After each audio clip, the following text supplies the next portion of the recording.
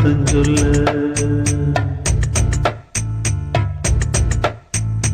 உன் குத்தமா ஏன் குத்தமா யார நானும் குத்தம் சொல்ல.